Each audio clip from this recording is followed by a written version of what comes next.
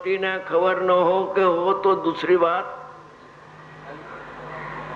पण દિગંબર માં જન્મેલા જીવોને પણ આ વાતની ઓછા જીવોને ખબર હશે. નથી ખબર એમ નથી કહેતો, ઓછા જીવોને ખબર હશે.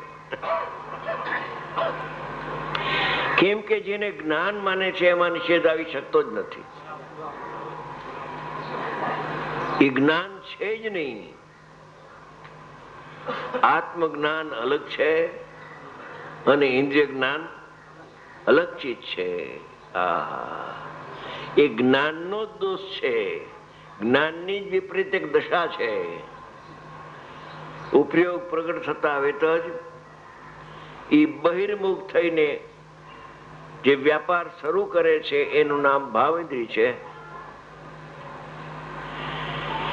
એમાં દ્રવ્ય ઇન્દ્રિયને જીતવાની વાત કરી, ભાવ ઇન્દ્રિયને જીતવાની વાત કરી. જ્ઞાન હોત તો એને જીતવાનું ન કહેત, ગુણ હોત તો એને જીતવાની વાત ન કરતા. ત્યારે ભગવાન જીતી ઇન્દ્રિય જ્ઞાન સ્વભાવે અધિક જાણે આત્માને. એને જીતેન્દ્રિય જીન કયો. એ જીન થઈ ગયો. જે ઇન્દ્રિયોને જીતે છે એને મોહ જીતાઈ ગયો, એને જીતેન્દ્રિય જીન કહેવાય છે.